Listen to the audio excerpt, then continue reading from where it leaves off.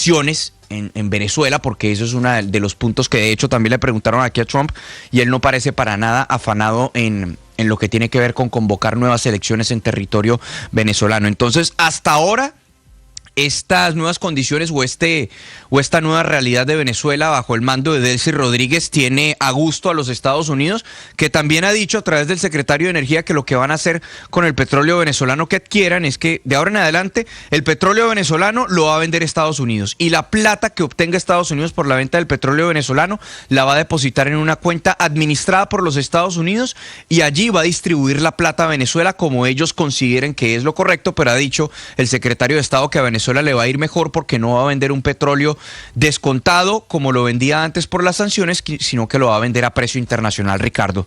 8:02 minutos, Juan Camilo, gracias. Y mientras tanto en Caracas, Delcy Rodríguez, presidenta encargada de Venezuela, su hermano Jorge, presidente de la Asamblea, están cumpliendo paso a paso el plan Trump, Marco Rubio, 1 a 1. Los puntos y las exigencias se vienen cumpliendo o se anuncia que se van a cumplir. Santiago Martínez. Sí, Ricardo, desde el gobierno de Delcy Rodríguez se intenta explicar que una cosa son las relaciones políticas con Estados Unidos que están manchadas, ese es el término que se usa, y otra las relaciones económicas, comerciales y petroleras para justificar este acuerdo de venta o entrega de crudo venezolano al gobierno de Trump, el mismo gobierno que hace apenas 5 días, no hay que olvidarlo, la madrugada del pasado sábado se llevó capturado a Nicolás Maduro y a su esposa Cilia Flores, la primera dama. Fue la propia Delcy Rodríguez quien anoche en el Palacio de Miraflores, reunida con parte del Parlamento, incluidos algunos diputados de la oposición, señaló que hay mucho maniqueísmo sobre las relaciones Caracas-Washington, como tratando de decir que no se debe pensar en extremos y que no debe verse como algo irregular una relación económica con Estados Unidos. Venezuela está abierta a relaciones energéticas donde todas las partes estén beneficiadas, donde la cooperación económica esté muy bien determinada en contratos comerciales. Esa es nuestra postura y la diversidad de nuestras relaciones energéticas.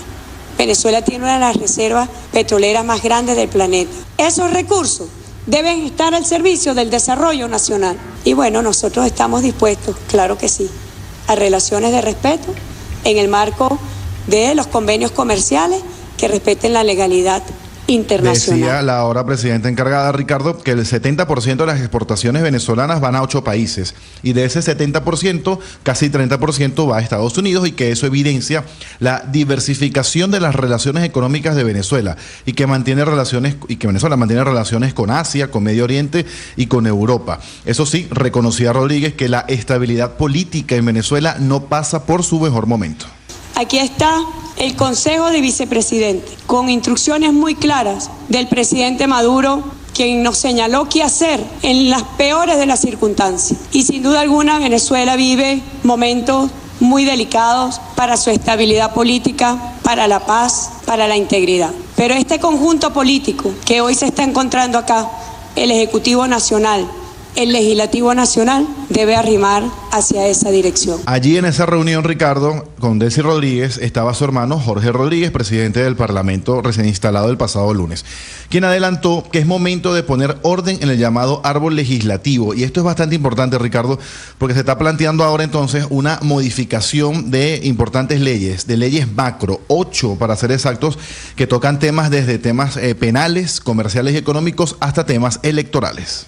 Proponemos una gran reforma para conformar un nuevo Código Penal Popular, un nuevo Código Social venezolano que agrupe todos los elementos de protección y garantías que la Constitución establece y que se desarrollaron en los programas legislativos, un nuevo Código Económico y de Comercio Productivo, un Código de Democracia Directa y de afianzamiento del poder popular, un nuevo Código Civil, un Código Ecológico Ambiental y un Código de Protección Integral de las personas vulnerables, y que las leyes electorales sean agrupadas en un gran código electoral. Todo esto mientras Diosdado Cabello, otro importante en el gobierno de Delcy Rodríguez, pues ofreció el primer balance oficial tras la incursión norteamericana del pasado sábado. Confirmaba él que son al menos 100 fallecidos y el mismo número de heridos, que es un hecho que nada ni nadie puede ocultar o tapar, decía él, y que lamenta que civiles que no tenían nada que ver con el conflicto hayan fallecido, civiles de los que aún no tenemos información. Pero sin duda la gran noticia, Ricardo, es primero justificar el acuerdo petrolero con Estados Unidos, separar la cuestión política de la cuestión económica y este anuncio de modificar 8 grandes leyes que parecerá dejar en el olvido la reforma a la Constitución que planteaba Nicolás Maduro. Ricardo. Sumado a las versiones de que podría estar en proceso de cierre el tristemente recordado helicoide, el centro de torturas de la dictadura. 8-6 apareció en España el candidato petrista a la presidencia Iván Cepeda. Lo hizo en una mesa, en una reunión con colombianos que viven allí. En la mesa estaba a su lado derecho Enrique Santiago. Enrique Santiago es miembro y directivo del Partido Comunista Español y fue el arquitecto por el lado de las FARC del acuerdo jurídico de la JEP y del sistema de verdad, justicia, reparación y no repetición del acuerdo del Teatro Colón. Iván Cepeda con Enrique Santiago. Lo que dijo Iván Cepeda en Madrid, Enrique Rodríguez. El asesor jurídico de la FARC, Enrique Santiago, también estaba en esa mesa, la eurodiputada de Podemos y que fue también ministra del gobierno de España, Irene Montero. Aproximadamente unos 500 colombianos estuvieron allí en el salón de actos de la Unión General de Trabajadores. Previamente se produjo una rueda de prensa y también antes de ese encuentro concedió una entrevista a la emisora pública, la radio pública, Radio Nacional de España, Radio 5, al programa 5 Continentes. Allí le preguntaron por varios temas de la actualidad internacional, pero también de la actualidad nacional. El primero de ellos sobre el futuro de Venezuela, sobre cómo sería su relación con Venezuela si él fuera presidente de Colombia. Con Venezuela tendremos que ver qué tipo de desarrollo viene, pero en general nuestra política se basa en que debemos mantener relaciones económicas, comerciales, diplomáticas, atender la crisis humanitaria que ha generado durante estos años pues la situación interna en Venezuela. No admitimos y no reconocemos y no reconocimos las elecciones que llevaron al gobierno a Nicolás Maduro, como también hemos rechazado abierta y tajantemente la intervención militar estadounidense y la manera en cómo ha sido llevado a territorio de Estados Unidos el, en este momento, presidente Nicolás Maduro.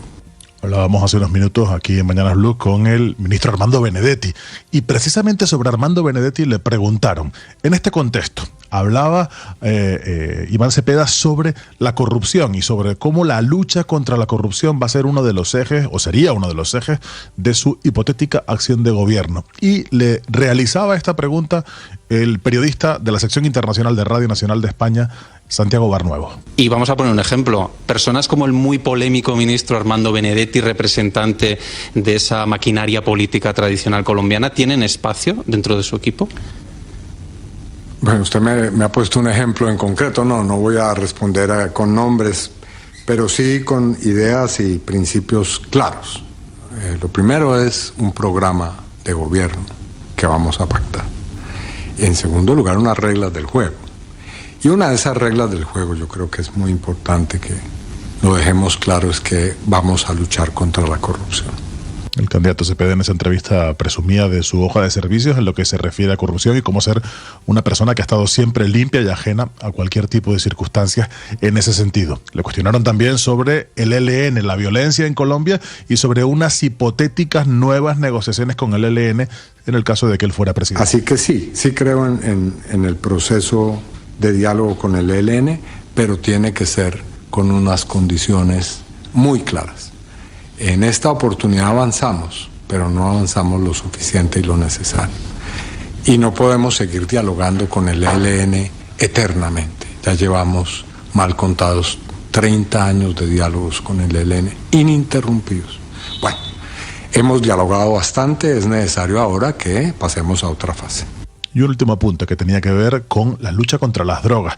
En esta comparecencia también ante la radio pública, pero también en la rueda de prensa, volvió a insistir en que el gobierno de Petro ha llevado una lucha exitosa. Habló del número de capturas, el número de las toneladas de droga capturada, los laboratorios destruidos, pero sobre todo señaló que esa ha sido una política exitosa por parte del gobierno de Gustavo Petro. Sin embargo, el candidato Cepeda dice que en el marco general la política de lucha contra las drogas no funciona. Este gobierno, hay que decirlo, ha cooperado con la política que yo personalmente considero es un fracaso de la llamada guerra contra las drogas. Ha seguido extraditando personas, colombianos, casi 1.000 personas cada año por delitos que Estados Unidos considera pues deben ser objeto de una causa judicial, y hemos recibido las órdenes o los indictments de las autoridades judiciales estadounidenses y se han extraditado esas personas. Se ha seguido con una lucha implacable contra la producción de la cocaína, se ha aumentado la interdicción marítima del comercio de drogas, en fin.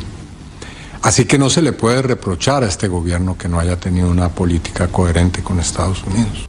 Terminaba diciendo que este asunto, el de la droga, es un asunto que afecta a Colombia, pero que es un asunto en realidad que tiene un carácter regional y mundial, Ricardo. Sí, entre otras cosas, no menciona el candidato Cepeda que varias extradiciones de capos del narcotráfico que se disfrazan de guerrilleros han sido frenadas por el presidente Petro. 8:11 minutos. En segundo saludo al candidato a la presidencia, Juan Carlos Pinzón. Blue Radio.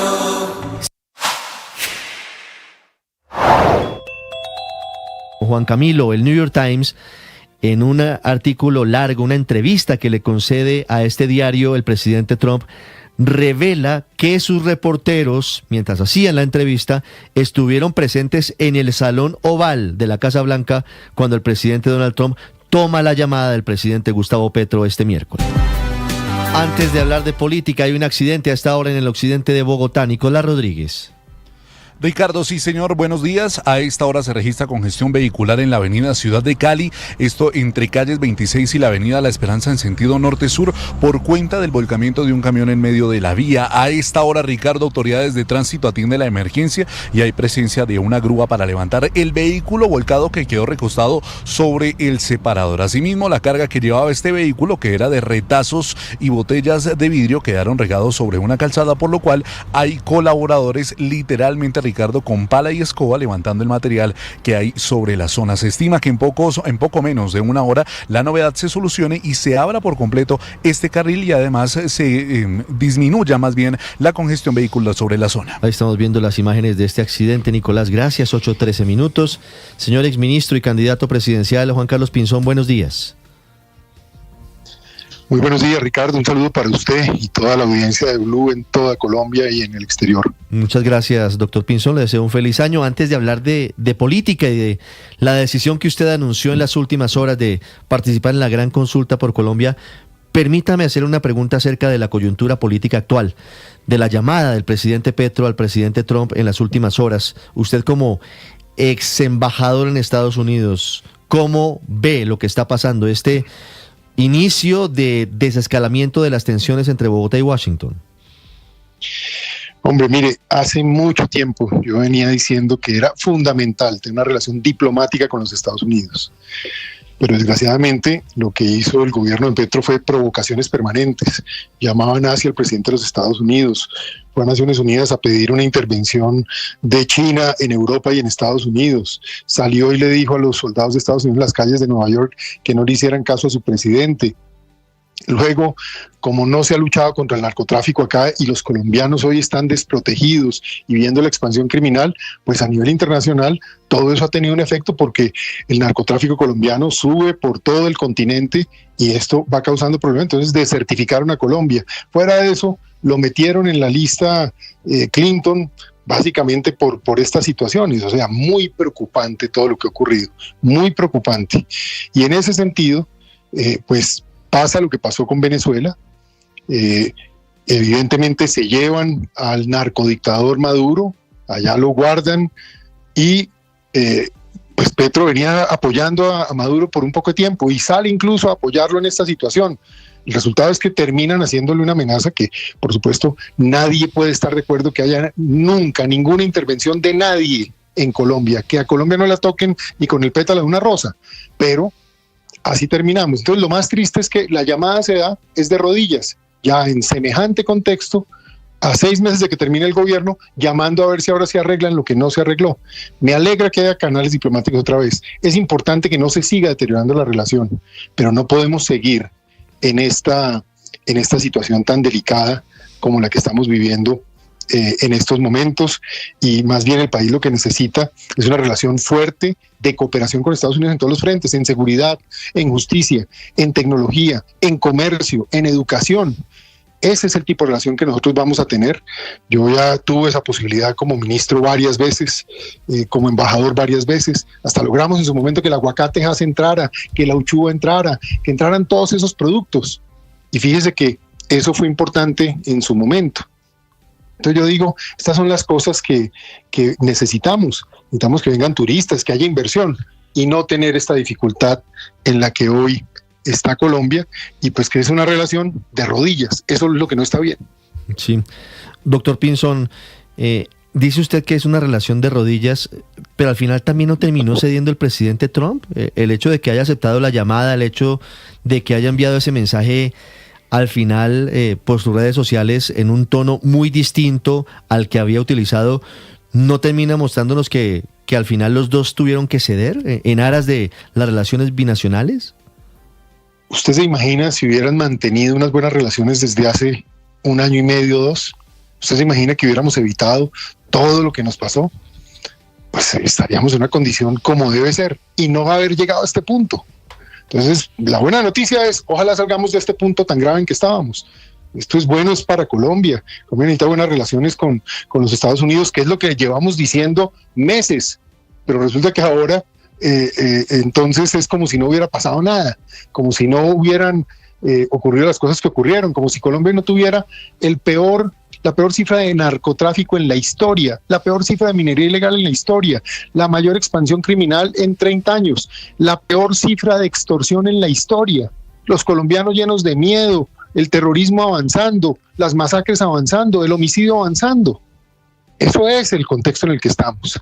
Eso es lo que no debimos haber tenido. Y eso es lo que se pudo haber evitado y se pudo haber trabajado en una relación de cooperación, de buen manejo. ¿O es que se nos olvidó que aquí lo que hubo fue un apoyo al régimen de Maduro y se privilegió la relación con Maduro que la relación con Estados Unidos que le conviene a los colombianos? Entonces ese es el punto. Y recuerde, a personas como a mí me tocó ir a Estados Unidos allá a pedir que por favor no nos pusieran aranceles en su momento, porque por el mal comportamiento de Petro nos iban a acabar con los empleos de las madres cabezas de familia de la floricultura, de los campesinos caficultores. Eso era lo que venía en marcha. Entonces, eso es lo que no debió pasar. Esperemos que de aquí se aprenda a que la retórica no es la forma como se manejan las relaciones internacionales. Esto se tiene que manejar pensando en el bien del país, en producir resultados, en solucionar problemas, en avanzar. Sí, doctor Pinzón, usted estuvo varios años en Washington como embajador. ¿Qué explicación puede tener que en el momento de mayor fortaleza militar en la región, el presidente de Estados Unidos haya decidido aceptar esa llamada con el presidente Petro? Se lo pregunto porque tenemos un año, tiene usted razón, ya vamos a cumplir un año del trino famoso de la madrugada del presidente rechazando la autorización para el aterrizaje de un avión que venía con colombianos deportados desde Estados Unidos. No, y hecho para atrás, es que recuerde que el presidente Petro fue a Berlín a decir que él lamentaba la caída del muro de Berlín. Claro. En la época de Biden y no les gustó. Y recuerde que apenas eligen a Trump, entonces habla de que Estados Unidos quedó en manos de nazis. Es que aquí lo que hubo fue una sumatoria de elecciones. Ese es el punto. Desde hace tiempos, pero en ese mismo contexto, esto es justamente, ¿por qué? Pero la pregunta es, claro, ¿a qué atribuye usted que en ese contexto, además con un discurso cada vez más radicalizado contra el presidente Petro, el presidente Trump haya decidido aceptarle la llamada, la conversación? Por varias razones. Primero, porque esto hubiera podido ocurrir hace 1 año y medio, 2, y no ahora. Eso es lo primero, esa es la evidencia. Esto se podía haber manejado bien. No se manejó bien y mire dónde llegamos. Petro nunca habría llamado a Trump si no pasa lo de Venezuela y no lo amenazan a él. Creyó que esto era un juego y no le importaba el país y no le importaba la situación. Entonces ya llegamos a este punto. En buena hora, eso sí lo digo yo, en buena hora, me alegra. El país no podía seguir por ese camino que era un camino terrible. Pero esto nos tiene que abrir los ojos a la necesidad de un cambio de gobierno en Colombia. En Colombia sí podemos tener un cambio, no como lo que está pasando en Venezuela, que es una tragedia, que es una humillación para un país, todo lo que ha pasado, en fin. ¿No? En Colombia aquí el pueblo colombiano decide, y decide con votos, y decide a través de la democracia.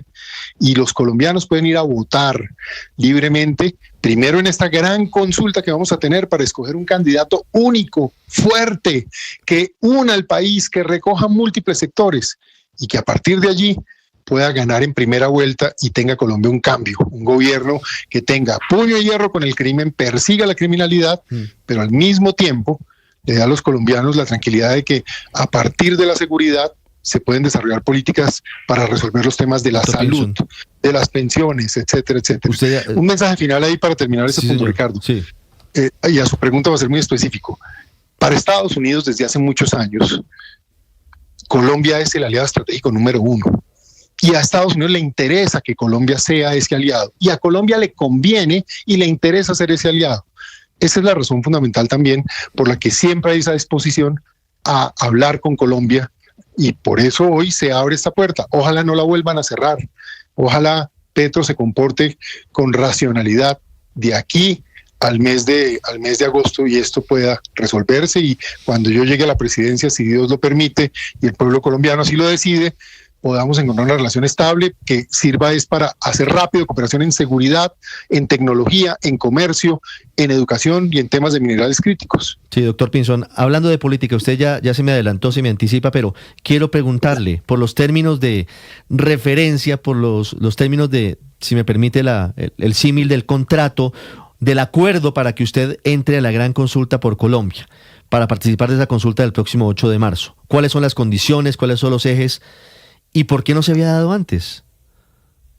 Varias cosas, ¿no? Lo primero ahí, permítame decirle que yo sí estoy muy contento de acoger el llamado del pueblo colombiano. Mire, por donde uno camina en Colombia, usted mismo lo ha sentido, Ricardo. ¿Qué le piden a todos los candidatos y qué me decían a mí personalmente? Juan Carlos, usted lo necesitamos, queremos que usted llegue, pero únanse por favor. Entonces aquí está lo primero, el valor de lo que hay aquí hoy en esta gran consulta popular es que hay unión. Aquí hay 8 personas que tenemos puntos de vista diferentes, que venimos de contextos distintos, pero donde todos tenemos experiencia, cosas que aportar, patriotismo y un deseo de servir a Colombia. Y aquí entonces hay una unión de un bloque de personas muy importante, con mucho recorrido, y eso entonces es acoger el mandato que hoy la gente quiere en las calles. Lo segundo, hacer uso de las instituciones y de la democracia. Vamos a una consulta popular, es decir, es el voto popular el 8 de marzo en las elecciones de Congreso, cuando la gente pide el tarjetón de la gran consulta por Colombia y vota y decide quién va a ser ese candidato que une a los colombianos y que a través de esa unidad se presenta a primera vuelta para ojalá ganar la elección allí, en primera vuelta como el candidato de la unidad por Colombia, que creo que eso es fundamental. Mire, la única condición que hay allí es una muy sencilla. Primero, el respeto mutuo, el aprecio y el reconocimiento a los demás. Y lo segundo, el apoyo. Es decir, quien gane esa consulta recibe el apoyo de todos los demás y hace equipo. Y hace equipo porque eso es lo que el país también quiere ver, que hay un grupo de gente que va a poder gobernar conjuntamente y que va a poder darle señales al país de precisamente entrar a resolver los problemas de forma pragmática. Aquí estamos en el peor problema de seguridad en 30 años, pero el peor problema de salud en 40, la peor relación con Estados Unidos en 100 años, la peor tasa de inversión en el siglo XXI, las peores cifras fiscales en décadas. No hay programa de vivienda, se acabó el ICETEX, no hay nuevos proyectos de infraestructura. Es decir, aquí hay una serie de retos muy graves para el país y al mismo tiempo una gran oportunidad de aprovechar todos estos cambios geopolíticos para posicionar a Colombia y que tengamos puño de hierro con el crimen, pero al mismo tiempo un corazón determinado para darle a los colombianos lo que merecen. Colombia merece más seguridad, más salud, más oportunidades, más empleos, más inversión. Colombia merece más progreso y eso es lo que hay en esta oportunidad. Por eso me siento a gusto de estar aquí, de venir a ser ese candidato de la unidad. Espero ganar esta consulta y recibir el apoyo de todos y a partir de allí espero ser ese presidente que une a Colombia por las causas del pueblo colombiano. Sí, le hago una pregunta sobre la cantidad de precandidatos. ¿Eso no puede ir eventualmente en detrimento de la misma consulta? Algunos dicen que tal cantidad de precandidatos puede terminar atomizando los votos, ¿o usted cree que por el contrario la fortalece? Yo creo que la fortalece porque muestra diversidad, muestra puntos de vista distintos, muestra experiencias distintas. Esta consulta, sí le digo, cuando usted compara la experiencia de las personas que hay allí, el recorrido, el conocimiento, no hay otro grupo de personas hoy en Colombia que pueda darle esas señales al país de confianza y tranquilidad. Eso a mí me parece que es fundamental. Y obviamente, pues vendrá ya el proceso político. Por eso, desde ya le hago una invitación hoy a todos los partidos políticos para que se sumen a esta consulta y voten masivamente los ciudadanos y los sectores políticos el 8 de marzo y tengamos una gran votación. Si esta consulta recibe una votación importante, el candidato que gane va a ser una persona que prácticamente tiene una señal popular para ser el próximo presidente de Colombia. Espero ser esa persona. Doctor Pinzón, ¿cómo ve posicionada esta consulta, la gran consulta por Colombia, este grupo de precandidatos en el que está usted, en el que está Vicky Dávila, está Paloma Valencia, Juan Manuel Galán, Mauricio Cárdenas, David Luna, Juan Daniel Oviedo y Aníbal Gaviria, frente a quien hoy desde la oposición se ve como el más fuerte aspirante en las encuestas, que es Abelardo de la Espriella? Pues mire, él no entró a la consulta, otros no entraron a consultas, ahora tenemos que concentrarnos en los que estamos en la consulta. La persona que salga ganadora de esta consulta va a ser un candidato de unidad y va a tener el respaldo no solo de las personas que forman parte de la consulta, sino de millones de ciudadanos que van a votar el 8 de marzo y de sectores políticos que van a encontrar aquí, por fin, una persona con la experiencia, que no va a improvisar, que sabe lo que tiene que hacer y que tiene claro cómo unir al país y sacar al país adelante, con firmeza y contundencia. Es decir, con un puño de hierro contra el crimen, insisto, que en mi caso nadie tenga duda que se ha aplicado y lo aplicaré nuevamente, pero al mismo tiempo con un conocimiento, una claridad sobre el país, los problemas del país y sobre todo las soluciones que se pueden dar para que avancemos sin milagros, pero realmente con planes, con proyección, con avances en cada uno de los frentes, en seguridad, en salud, en materia de oportunidad y empleo. Entonces yo me siento muy convencido, Ricardo, que aquí tenemos una magnífica oportunidad de dar una alternativa de unión, de confianza y de tranquilidad, y esto es un proceso, y eso es lo bonito de la democracia. La democracia tiene procesos, tiene mecanismos. Esto no es ni de cosas mesiánicas, ni de cosas populistas. Esto es de procesos que van creando realidades políticas, bloques de opinión que le dan a la gente las soluciones. Y por eso valoremos y queramos tanto nuestra democracia. Porque al final, cuando uno ve lo que pasó en Venezuela, uno dice, por ese camino no es. Y es increíble que aquí hay gente que nos quiere llevar allá. Es que aquí hay un candidato que vio a Chávez como el gran gestor de América Latina, y hay un gobierno que se dedicó a ser el amigo y el socio de Maduro, y hay gente que le parece que ese era el camino por el que había que llevar Colombia. Mire dónde va Venezuela, mire ese desastre. A Colombia no le puede pasar esto, y la manera de que esto no ocurra es que en mayo votemos y tengamos a ese candidato de la unidad como el próximo presidente de Colombia. Si el candidato de esta consulta no llegara a pasar a segunda vuelta, doctor Pinzón, sé que usted me va a decir que no hay que ser pesimistas ni hay que trabajar sobre hipótesis, pero es una de ellas. Una es que pase el que gane la consulta, la otra hipótesis es que no pase. Si eventualmente pasara Sergio Fajardo, ¿ustedes apoyarían esa candidatura en segunda vuelta? Yo espero que Sergio nos apoye y espero, se lo digo con toda convicción, en la medida en que yo gane esta consulta, muy seguramente seré el presidente de Colombia y vamos a tener un apoyo masivo y muchos sectores nos van a tener que apoyar. Pues vamos a buscar el apoyo de más sectores porque la inspiración de esta consulta es que aquí buscamos unidad y queremos que más se unan. Entonces espero que personas como él y otros puedan unirse y puedan sumar para que haya un gran bloque de unidad en Colombia. A propósito, ¿existe alguna posibilidad todavía de que Sergio Fajardo entre a esta consulta, la gran consulta por Colombia, o eso ya está descartado, puerta con llave bajo candado? Pues no me corresponde a mí dar una apreciación sobre eso. Yo lo que entiendo, más por lo que he leído tal vez en las noticias, es que el doctor Fajardo no tiene interés de participar en consultas. Entonces, pues eso es lo que se conoce y por lo mismo, pues aquí hay una consulta ya muy consolidada y bueno, vamos a ver cómo va evolucionando este tema.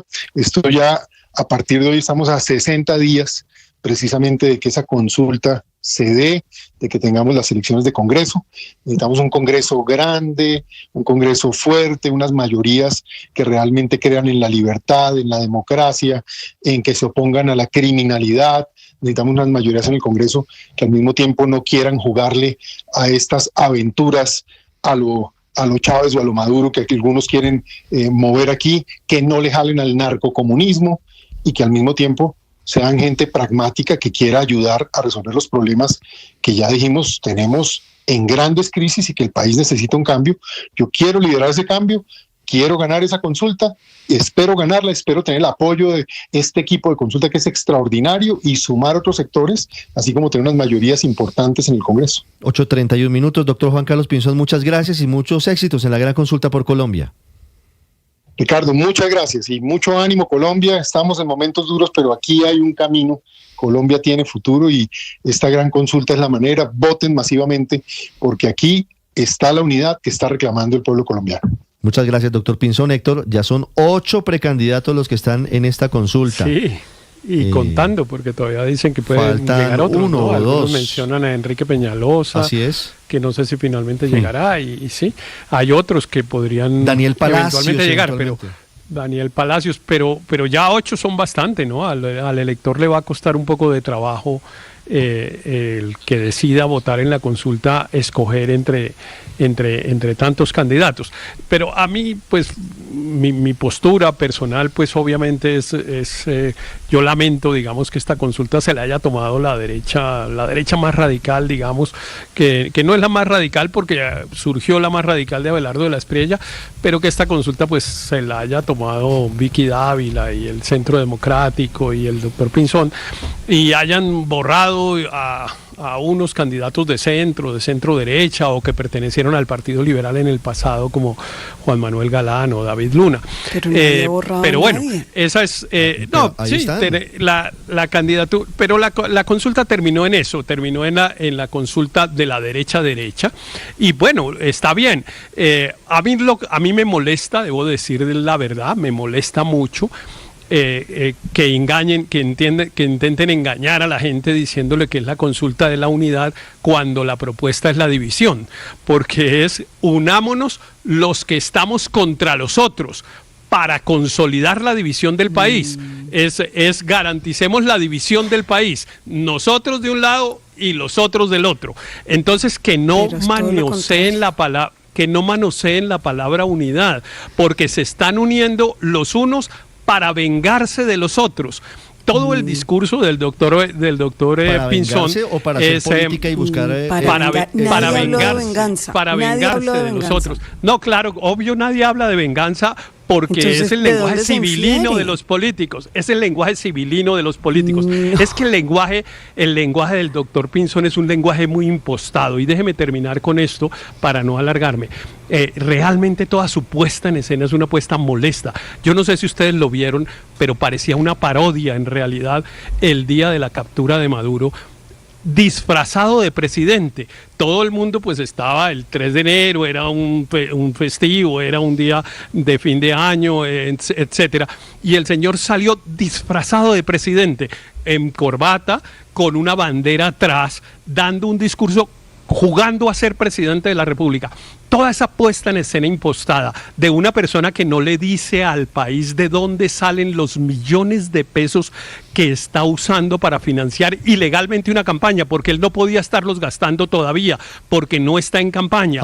Solo hasta ayer se ingresó a la consulta. Está violando la ley de la financiación de las campañas. Pero pidámosle cuentas a todos los candidatos. Claro, pidámosle cuentas a todos, pero ayer 600 millones de pesos, dijo un estudio que hicieron de cuánto plata está metiendo en las redes sociales. Este señor ha metido 600 millones de pesos, que de dónde han salido y por qué lo ha hecho si él no estaba en campaña. ¿Por qué no lo ha hecho si no estaba en campaña? Está violando la ley. Entonces, personaje que pretende mostrar esos elementos, denúncialo ante la justicia. No, yo no tengo por qué denunciarlo a ninguna parte. Que lo denuncie quien tenga interés político. Yo no tengo claramente usted político, tiene, porque no ha hecho sino despotricar. Sí debo mostrar molestia con un candidato que me parece civilino. Bueno, pues yo en cambio, Pero si les vamos a pedir cuentas a un candidato, pidámosle cuentas a todos. Por supuesto, pero además que empezaron mucho antes. ¿Con qué plata viajó Iván Cepeda a España? Exactamente. Y todo lo que ha hecho en los últimos 6 meses, porque la consolidación de Iván Cepeda... antes de la consulta. Claro que sí. Pero adicionalmente, mire, yo sí quiero primero llamar a la coherencia. No hemos hecho en los últimos meses en Colombia sino pedir unión, pedir reglas de juego para empezar a generar una convergencia. Estos 8 candidatos logran ponerse de acuerdo, logran someter su vanidad individual a unas reglas comunes para escoger un candidato que les permita a todos garantizar que va a haber un equipo, que eso no es poca cosa, un equipo con experiencia que llegue a escoger un solo nombre y que someta a los demás precisamente a ese apoyo. Y lo logran sentarse 8 personas del mayor nivel, de la mayor experiencia, con diferentes enfoques, precisamente a presentar una alternativa, y entonces ahora los criticamos porque dicen que, y en particular Héctor, porque dice que es la división. No, es el proceso político, y es el proceso político de generar una alternativa al gobierno de hoy. Tiene que diferenciarse y a lo que todos está lo han gobernando dicho, hoy, al todos partido lo de han poder, dicho, nos vamos, por supuesto, nos vamos a encontrar. Si a usted no le gusta Juan Carlos Pinzón, Héctor, y decide votar en la consulta, ahí tiene 7 opciones distintas, y tiene la opción de Galán, y tiene la opción de Luna, y si no le gusta Paloma Gaviria, porque le parece que se la tomó, a los del Centro Democrático seguramente sí les gusta, y está Vicky, pero no me parece justo cambiar completamente el planteamiento cuando criticaban que porque eran chiquiticos, que porque eran todos los del 1%, que porque precisamente lo que están es sometiéndose a un proceso para garantizar que el más representativo mediante el voto popular sea el escogido. Creo que es completamente y esa sensato, consulta, Ricardo, y es lo que pedimos muchos colombianos durante todo el año pasado. Que se unan. Entonces yo sí creo y eso está que creciendo, eso hay Ricardo. que celebrarlo. Y está creciendo, Andrés. Y si no le gusta Juan Carlos Pinzón, Héctor, pues no vote por él. Es tan sencillo como eso, pero no lo destroce injustamente. Yo no sé, Andrés, si de aquí pueda salir una opción real de poder a la presidencia, pero se está fortaleciendo mucho esta consulta. Y si hubiéramos tenido esta conversación, seguro la tuvimos hace un par de meses, pues la respuesta era que no, porque efectivamente era apenas un proyecto de una consulta entre personas que en las encuestas estaban marcando incluso menos del 1%, pero es un hecho que se creció y es un hecho que esta consulta va a ser protagónica en las elecciones. Y hay un aspecto de pura mecánica, Ricardo, que yo creo que vale la pena recordársela a nuestra audiencia, porque yo creo que muchísima gente no lo sabe. Yo no lo sabía hasta que lo escuché aquí en el programa, y es que la mecánica de los tarjetones de consulta cambia en estas elecciones, y no es como en el 2022 que uno tenía que pedir, o no, deme la consulta del Pacto Histórico, deme la consulta del Centro Esperanza, sino que ahora a usted le van a dar un tarjetón de consultas. Eso va a hacer que, no quiero usar despectivamente este término, pero uno podría decir artificialmente o solo por efecto de esa mecánica, la votación pueda ser mucho mayor, el caudal de votación puede ser muchísimo mayor, y eso manda una señal. Cuando usted vea esa cifra de millones de votos ahí, eso va a mandar una señal, y yo en particular creo, Ricardo, tengo la impresión, pero ya lo veremos, que la presencia allí de Paloma Valencia va a volverse un elemento muy importante, porque yo tengo esta impresión, hablando con gente de la derecha, que mucha gente de la derecha en Colombia está rogándole al cielo que le mande por favor un candidato o una candidata por quien pueda votar, de modo que no les toque votar por Abelardo de la Espriella, que es un candidato por quien votarían, como fue el caso de Rodolfo Hernández, de mala gana. Entonces, esto se está creciendo, Ricardo, y va a ser un hecho político. 8:39 minutos, Felipe. Sin duda es un hecho político y se está fortaleciendo esta consulta. Y está bien, es parte de la democracia. Si la izquierda hace la consulta del Pacto Amplio, porque Roy Barreras ya le cambió el nombre, ya no es Frente Amplio, sino Pacto Amplio, pues también está bien, es parte de la democracia. Y coincido plenamente con María Consuelo. Llevamos pidiendo a gritos que se unan. Pues aquí ya estamos viendo 8 precandidatos que se van a dejar contar de manera democrática. Y cada cual, cuando le entreguen su tarjetón, decidirá por cuál vota. Pero a mí me parece que es fundamental que lleguen así, que de ahí salga uno que tendrá que competir en primera vuelta con Fajardo y Abelardo y contra Cepeda. Así es, ese es el punto. Sí, pero llevamos quienes pidiendo unidad y sobre todo ¿para qué? Pues yo por lo porque menos. Es que a mí, porque a mí sí me aterra, no sé usted, que Iván Cepeda sea presidente de Colombia. Un país que no quiere continuidad del gobierno actual. Exacto. A mí me lo dicen muchísimo. Me alegra mucho la respuesta porque es la unidad para consolidar la división del país. Que No, es el para país está presentar una dividido. alternativa. Pero es que eso no es la El país democracia, está dividido, Héctor, o el es que país todos está, tenemos que ir pero a entonces votar no por usen Iván la Cepeda. palabra Pero el país ya unidad. está Pero entonces no dividido, usen la Héctor. palabra Se están unidad. uniendo entre ellos. Pero entonces no utilicen la palabra unidad Entonces, ¿qué porque es palabra falsa. utilizamos? No engañen. División. Vamos a garantizar la división No, aquí entre nadie está petristas y engañando, antipetristas. aquí nadie Son las está reglas de engañando la a nadie. democracia. Sí, por eso claro la que están primera vuelta engañando a ellos los... no. Están engañando a Ese los doble electores estándar utilizando está una aquí palabra. Artilugios argumentativos utilizando para una descalificar palabra a sus con un compañeros es usted, Héctor, y le pido respeto para sus compañeros porque aquí nadie está engañando. No, Ricardo, yo no estoy hablando de los compañeros, Entonces, yo estoy hablando de los señores que están en la consulta, pues de los que están en la consulta.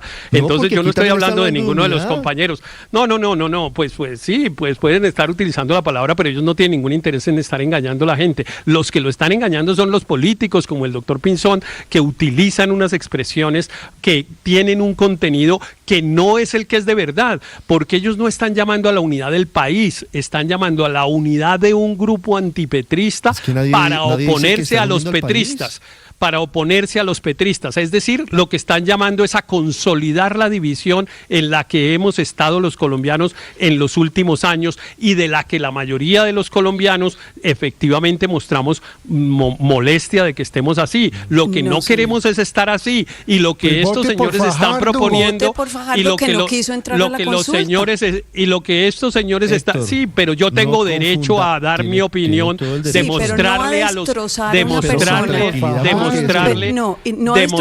a la audiencia, demostrarle a la audiencia cómo la están engañando utilizando una expresión que no tiene el contenido que tiene. Héctor, le voy a decir una cosa con respeto.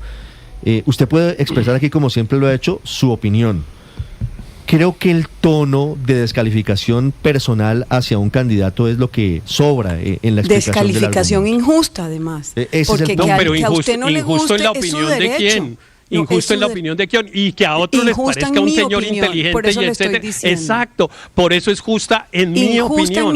En mi opinión es justa. Porque me parece que este es un señor una persona está haciendo algo ilegal cuando lo único que ha hecho es servirle al país. Esa es una es completamente injusto. Ilegal sí es anticipar la campaña por fuera de los términos legales es ilegal. Entonces todos están violando la ley. Entonces todos están violando la ley. Pero eso usted no lo ha dicho, lo señala a él, a Juan Carlos Pinzón. Hacer publicidad política. Hacer publicidad política por fuera de los términos legales es una ilegalidad. 8:43 y deben investigar a todos, no solamente a los que y señalar a todos. No nos caen bien a unos. Y señalar a todos, y no al que no le gusta solamente. Tal vez solamente un punto para finalizar, y es que una cosa es unanimidad y otra cosa es unidad. Unidad es lo que plantea este grupo y unanimidad es lo que algunos quieren, unanimismo es lo que quieren otros. 8:44 minutos.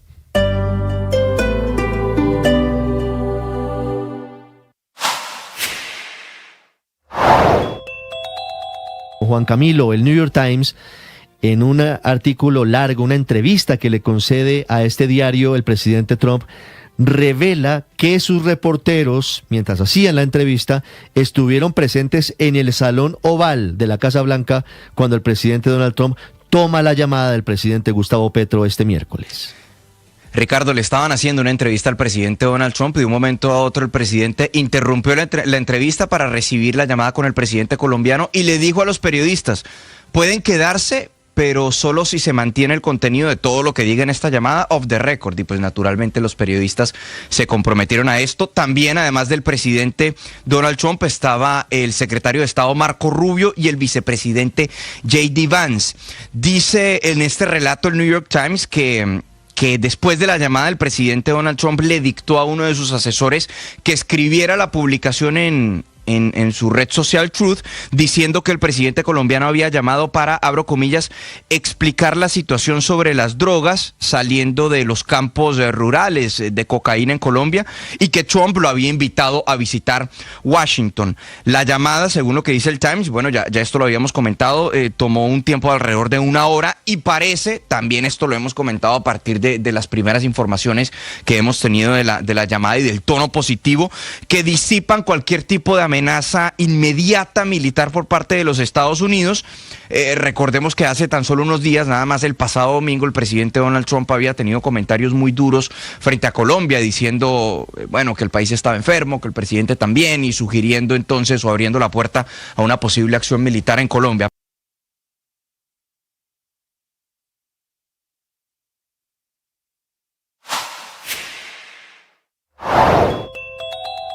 La juventud colombiana está más conectada que nunca, pero paradójicamente más sola, más ansiosa, más fragmentada en su interior. Al menos eso dicen las estadísticas. Más del 75% de los jóvenes entre 18 y 24 años han enfrentado algún problema de salud mental como ansiedad o depresión. Sí, y lo hacen en una proporción mayor que en otros grupos etarios de nuestro país. Y esas cifras, la verdad, no son abstractas, no son números fríos como algunas veces las vemos. Son personas concretas, son rostros, son familias, son relatos históricos, son futuros que se tambalean. Autores como el psicólogo social Jonathan Haidt, autor del libro La generación ansiosa, han señalado con claridad la influencia que tiene la tecnología en este tipo de situaciones. En particular, el uso excesivo de las redes sociales, que no solo transforma la manera de comunicarnos, sino que incide directamente en cómo los jóvenes se perciben a sí mismos y cómo miran a los demás. Por eso creo que hay que decirlo con honestidad. Esta es Blue, más que radio. Está por terminar la reunión a esta hora en el Palacio de San Carlos entre la canciller Rosa Villavicencio y el encargado de negocios, embajador en función de Estados Unidos en Colombia, John McNamara. Fue rapidito el inicio de la preparación de la visita del presidente Gustavo Petro a la Casa Blanca. En el Palacio de San Carlos, Juan David Ríos. Sí, señor Ricardo, y es que estamos hablando justamente de la segunda reunión esta semana entre John McNamara, el encargado de negocios, y justamente la canciller Rosa Villavicencio. Como usted lo dice, esta segunda tiene un tono totalmente diferente. Recordemos que hace 2 días se reunieron por cerca de 3 horas en donde el gobierno colombiano le presentó la nota de protesta a John McNamara por esas insinuaciones del presidente Donald Trump. Hoy la reunión es totalmente distinta. Ya empiezan a cuadrar entonces cómo va a ser el viaje del presidente Gustavo Petro, el viaje de la canciller, cuándo se van a reunir, ya después de la invitación que hace Donald Trump a la casa, justamente a la Casa Blanca en Estados Unidos. Nosotros estamos acá a la espera de que baje la canciller Rosa Villavicencio, porque va a iniciar esta rueda de prensa de las declaraciones para dar los detalles de esa llamada entre el presidente Donald Trump y el presidente Gustavo Petro, y por supuesto toda la organización y la acción que tiene desde la Cancillería para que se dé ese encuentro entre ambos mandatarios. Nosotros, Ricardo, estamos aquí entonces a la espera de justamente que baje la canciller Rosa Villavicencio para que inicie con estas declaraciones. 8:49 minutos, novedades en Caracas, Santiago. ¿Qué está pasando en Venezuela a propósito de la crisis que vive con Estados Unidos? ¿Alguna novedad a esta hora? Sí, Ricardo, a ver, la novedad tiene que ver con el tema de los periodistas y de los medios de comunicación. Ricardo, se confirma ya la deportación de 2 periodistas. Ocurrió sobre la medianoche. Era un periodista, por cierto, de un medio colombiano, y un periodista mexicano. Intentaron cruzar la frontera por el puente de Tienditas, desde Villa del Rosario hacia el estado Táchira. Una vez que cruzaron, pues desaparecieron, no había mayor información sobre ellos, y sobre la medianoche pues fueron liberados y deportados, pues enviados de nuevo pues a Colombia. Eso se suma, Ricardo, a los 16 periodistas que fueron detenidos el pasado lunes, con lo cual pues hay un cierto comportamiento hacia los medios de comunicación, hacia los periodistas específicamente que están dentro de Venezuela y los que intentan ingresar, obviamente, pues hacer la cobertura completa acá en Venezuela. También resaltar una entrevista que da María Corina Machado al portal La Patilla, acá en Caracas, acá en Venezuela, y ella considera que es absolutamente temporal, te repito, absolutamente temporal, dice ella, el gobierno de Delcy Rodríguez en Venezuela, que el objetivo es que sea un proceso lo más corto, absolutamente lo más corto y rápido posible, y que pues se espera que todo sea absolutamente temporal y que todo el proceso sea hacia una transición luego de la captura de Nicolás Maduro. Ricardo. Santiago, gracias. 8:50 minutos. Hablando de periodistas venezolanos, Mariana Atencio salió hace muchos años de Venezuela por cuenta de las presiones de la dictadura, vive en Estados Unidos, ya además es ciudadana americana y ha vivido muy emotivamente la caída de Nicolás Maduro, además como periodista que tiene una doble condición, porque sufrió en carne propia lo que significa este régimen totalitario que hoy sigue en Venezuela, pero con la expectativa de que haya cambios. Mariana Atencio nos atiende a esta hora. Mariana, buenos días. Ricardo, ¿cómo estás? Buenos días a ti, a tu audiencia, y gracias de verdad por la cobertura que les has dado a este tema. Muchas gracias, Mariana. ¿Hace cuánto salió usted de Venezuela? ¿Hace cuánto tiempo tuvo que salir huyendo de su país? Salí en el 2008, luego de graduarme de Comunicación Social en la Universidad Católica Andrés Bello. Mi sueño como venezolana era poder ejercer el periodismo en mi país, pero ese año, como recordarás, fue justamente cuando el régimen de Chávez cerró Radio Caracas Televisión y me di cuenta que iba a ser imposible ejercer el tipo de periodismo libre con el que yo soñaba. Así que me fui con la misión de utilizar mis plataformas aquí en Estados Unidos para contar las historias que no se pueden contar en Venezuela, y eso es lo que he hecho, además gracias a tremendos periodistas colombianos que he tenido el privilegio de tener como jefes y como colegas aquí. ¿Cómo se dio su salida de Venezuela, Mariana? Usted sale presionada por lo que significaba, usted me dice 2008, en 2008 todavía vivía Hugo Chávez. ¿Cuáles fueron las circunstancias de su salida de Venezuela? Sencillamente el cierre de Radio Caracas Televisión en el año 2007 para todos los periodistas fue una alarma de que iban a venir represiones muy grandes. Yo sufrí un encuentro con el crimen organizado cuando estaba sola subiendo el Cerro El Ávila, donde temí por mi vida, y fue en ese momento donde me di cuenta de que yo tenía que salir de Venezuela. Entonces tuve de verdad el honor de venir a Estados Unidos con una beca para estudiar periodismo en la Universidad de Columbia, y de nuevo allí desempeñando mi carrera luego en inglés aquí en Estados Unidos es donde me he dedicado a hacer investigaciones sobre Venezuela, a ir a cubrir todo lo que está pasando. Por lo menos una vez al año yo iba a hacer reportajes en el terreno que luego contaba aquí en inglés, pero por supuesto ya eso no es una posibilidad. Yo veo de verdad con mucho temor la situación de los periodistas allá, y por eso es que es importante que los que estamos fuera alcemos la voz, porque adentro la gente está con mucho temor y mucho silencio, Ricardo. La transmisión digital de Mariana de la caída de Nicolás Maduro fue una de las más vistas en redes sociales. Ahí estábamos viendo, aparte de lo que fue esa transmisión que obviamente nos tomó a todos por sorpresa, 1:30 de la mañana comenzamos transmisión aquí en Blue este sábado. Lo propio hizo Mariana. ¿Qué se siente, Mariana? Porque creo que aquí lo más importante, además de su calidad periodística, es la doble condición. Usted, además de ser una destacada periodista, es venezolana, y por las circunstancias de lo que significa el deterioro democrático en su país, termina saliendo de Venezuela y viviendo en Estados Unidos. ¿Cómo vivió el hecho de tener que reportar en vivo, en tiempo real, algo que parecía impensable y que se veía como algo imposible, la posibilidad de la caída de Nicolás Maduro, de la captura de Nicolás Maduro? Ricardo, fue indescriptible, fue conmovedor.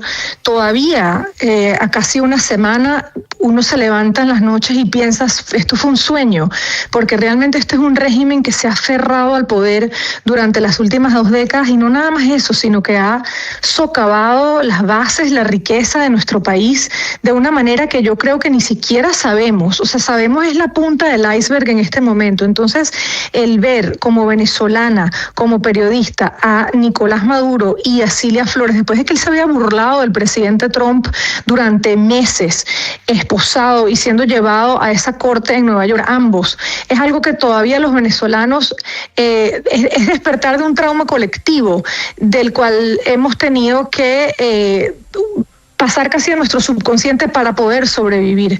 Y más allá de lo que he vivido yo de verdad que me quito el sombrero y aplaudo de pie a todos los venezolanos que están allá, que han mantenido esa llama de esperanza posible, porque es gracias a todos ellos que hemos llegado a este punto.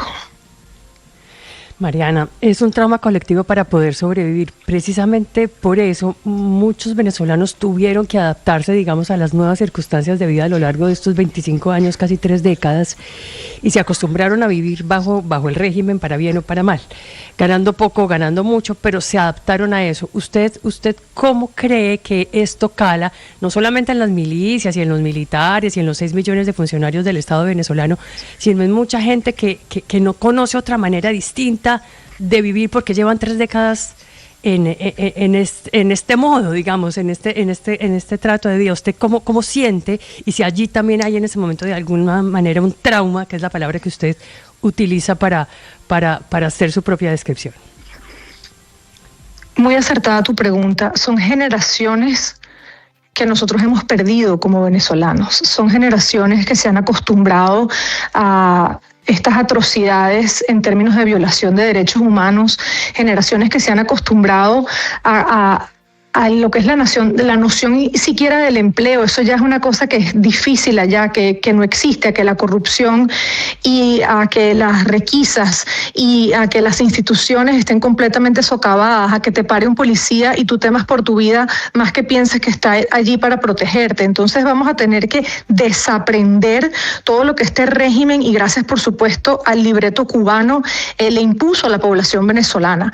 Pero yo quiero en este momento también resaltar lo que es la resiliencia, lo que es el espíritu de lucha, la creatividad del venezolano. Por otro lado, a mí no me cabe duda de que nosotros somos un pueblo que va a salir de esto y la reconstrucción va a tomar tiempo, pero que muchos venezolanos van a despertar de este trauma colectiva y vamos a tener que luchar por sacar a nuestro país adelante. En mi caso, por ejemplo, nosotros somos 3 hermanos, todos estamos fuera. Mi hermano se preparó para trabajar en el sector energético y petrolero, no pudo ejercer su trabajo en Venezuela, ahora está trabajando en una empresa energética en Canadá. Ese es el tipo de talento que yo quiero que regrese a Venezuela para poder sacar a nuestro país adelante. Va a tomar mucho, pero yo ciertamente creo, volviendo ya al tema de las autoridades que están ahorita al mando, que eventualmente María Corina Machado es una de las líderes que sí puede llevar a cabo ese cambio y retornar la esperanza a nuestro país. Sí. Mariana, yo tengo que devolverme porque claro que es importante saber lo que está pasando hoy en Venezuela y el futuro político, el futuro económico y demás. Pero yo quiero ponerme en sus zapatos y quiero devolverme a la transmisión del sábado en la madrugada. ¿Qué siente Mariana Atencio cuando lee el mensaje del presidente Trump diciendo que Nicolás Maduro y Cilia Flores están detenidos? En vivo, además, porque estaba transmitiéndolo en sus redes sociales. Bueno, primero, antes del anuncio de Trump, es por supuesto la zozobra constante que vivimos los venezolanos y es la explosión de mensajes en WhatsApp de allegados, colegas, conocidos diciendo hay algo que está pasando en Caracas, ¿no? O sea, incluso antes del anuncio de Trump, ya los venezolanos estamos acostumbrados a lo que es esa explosión de mensajes y no sabíamos si era primero, por ejemplo, una implosión interna del régimen. Luego, cuando ya vimos el despliegue, los videos que me comenzaba a mandar la gente, porque también le tengo que agradecer a mi comunidad en redes sociales, que son los que me mantienen al tanto de minuto a minuto de lo que se estaba viviendo en las calles de Venezuela. Uno dijo, esto tienen que ser los estadounidenses. El régimen no es capaz de tener este despliegue en este momento. Y finalmente, cuando supimos que Maduro había sido capturado, yo diría que la primera palabra fue alivio. La primera palabra fue justicia, o sea, el hecho de que una persona que infundió tanta violencia, tanto trauma, tanto terror durante tanto tiempo, finalmente le llegó su hora. Esas fueron las primeras sensaciones. Yo me abracé con mi familia, con mi mamá, con mi hermana, y de verdad que a modo personal, porque es mucho el tema personal que me están preguntando, a modo personal pensé, por ejemplo, en mi papá. Mi papá murió durante la crisis humanitaria en el 2018 por un tema de salud, por la falta de medicinas, que yo estoy segura que si hubiésemos estado ante ante otro régimen y con otro gobierno, él hubiese sobrevivido. Entonces yo pensé en el hecho de que me hubiese estado encantando compartir ese momento con él, y yo creo que todos los venezolanos tenemos una persona como esa, una persona que perdimos en el camino, bien sea porque fue un preso político, bien sea porque cayó ante el crimen que esta plaga dejó que tomara nuestro país, una persona que ya no está aquí, con quien quisimos compartir ese momento. Entonces, en ese sentido, yo creo que mi familia es reflejo de lo que viven muchas familias venezolanas dispersas por el mundo, sobreviviendo este trauma colectiva, pero abrazándonos de alguna manera en el alivio de que Nicolás Maduro y Cilia Flores ya van a ser llevados ante la justicia que se merecen. Mariana, de todas formas, las cosas no sucedieron tan rápidamente como muchos esperan. Las personas familiares tuyas, las cercanas tuyas que están en Venezuela, ¿cómo sienten ahora la situación? Mucho temor, Ricardo, mucho temor, mucho silencio. Se ha impuesto allá un clima de que si tienes cualquier mensaje, y esto no es además secreto, ¿no? Lo ha dicho Freddy Bernal, lo ha dicho Diosdado Cabello, de que si hay apenas mensajes que están hablando de lo que fue la invasión estadounidense, puedes ir preso. Están revisando los teléfonos celulares de la gente, entonces mucho temor, porque ellos, por supuesto, ahora tienen que mostrarse fuertes internamente mientras muestran este mensaje conciliatorio con Washington desde afuera.